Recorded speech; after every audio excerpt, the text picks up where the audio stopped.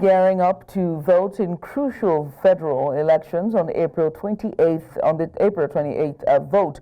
Now, Prime Minister Mark Carney, who succeeded Justin Trudeau on March 14th, appears to be walking a tightrope, facing sustained attacks from conservative leader during a debate in Quebec. Now, Carney is hopeful his economic expertise makes him the best candidate to counter U.S. President Donald Trump's aggressive trade policies. He said Canada must respond decisively. But the Conservative leader is eyeing a Canada First policy and is blaming the Liberal Party's leadership for past economic vulnerabilities.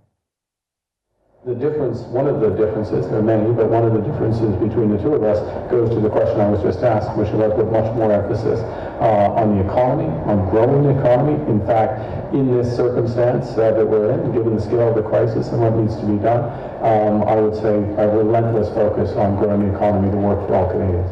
Well, what I have said is when there is a crime involved, including crimes of vandalism, that visitors to Canada should be deported. You simply can't come here and firebomb a Jewish bakery or someone's home or smash windows out of a political riot and expect to stay in this country if you are on a visitor visa. Dans une situation. Joining us now virtually from Lagos is a Canadian politician and leadership consultant, Ayo Owodunni. Ayo, thanks for doing this with us. The dust is yet to settle from the debate, and it appears both candidates from the Liberal and Conservative parties are watching until D-Day to see what happens. How are you following, build up to the federal elections?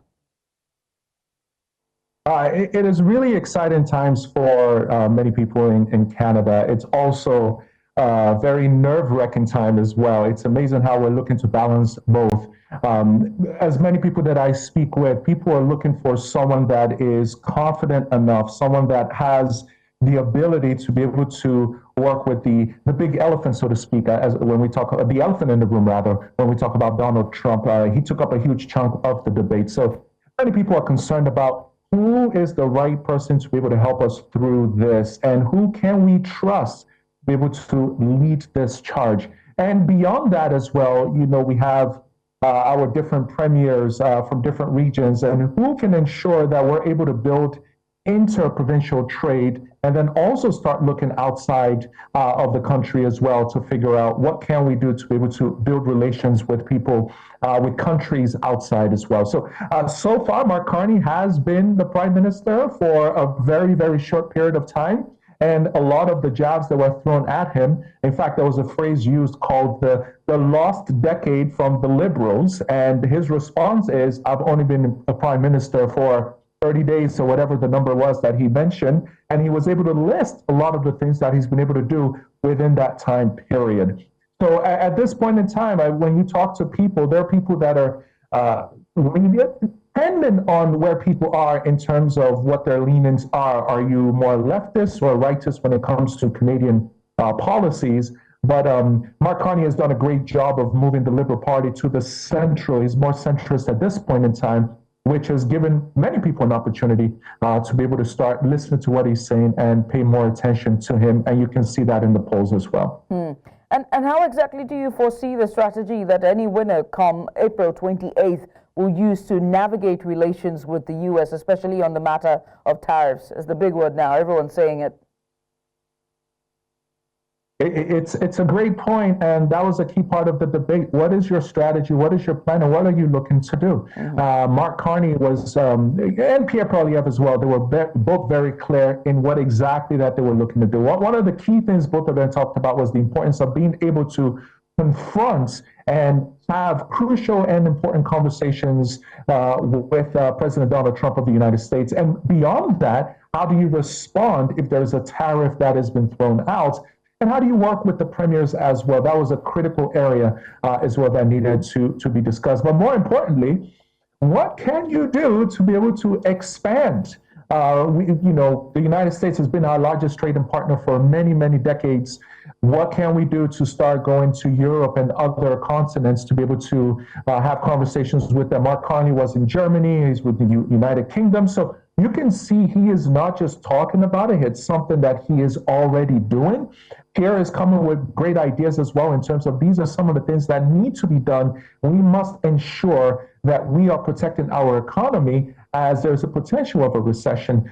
We must ensure that our people are taken care of. I think I mentioned to you last time I was with you, just in my area alone, projections of 22 to 23,000 jobs that could be lost just from the tariffs from the United States. So this is probably the biggest issue. Unfortunately, there are other issues as well that should be discussed, that should be highlighted, but it's not being in the limelight right now because we have this major issue that needs to definitely be addressed. And let's talk foreign policy in terms of the new global position Canada looks to be emerging into, especially given a shift towards Europe. Tell us about Canada's foreign policy outlook after April 28th. Depends on who ends up winning, but from what parties are pushing at this point, we have realized that we cannot continue what we have done before. We cannot continue to rely on our major trade partner. Even different cities across Canada, are pushing to ensure that they expand, vendors and suppliers beyond just the United States. So this is something that it was very obvious to Pierre Poilievre, is something that he's pushing and talking about. Also for Mark Carney and his team, they're looking to ensure that they are expanding beyond where they are now, looking to ensure that they're connecting with people in Europe, connecting with different countries, having the right conversations with them to ensure that we're able to expand our trade into those areas. So I would say our foreign policy, we're becoming more friendly, more open to better conversations. Nothing is going to be left unturned moving forward. Honestly, for me, I see this as an opportunity. Yes, it's a big challenge for us. Yes, it's been challenging, but whomever gets in, it's a great opportunity for us to diversify, for us to start thinking about, okay, what can we do with all the minerals that we have in Canada that we've not really, in terms of diving to the full potential of all of them. This is a perfect opportunity to do it. And whomever gets in, based on what the polls are saying, whomever gets in next, this is something that they're going to treat as a major priority. Right. I must say thank you, Ayo, for taking out time to join us. Ayo Owodunni there. He is a politician all the way from Canada, but he joins us live here in Lagos. Virtually, just give us a bit of insight following the federal elections coming up April 28th. Once again, thank you.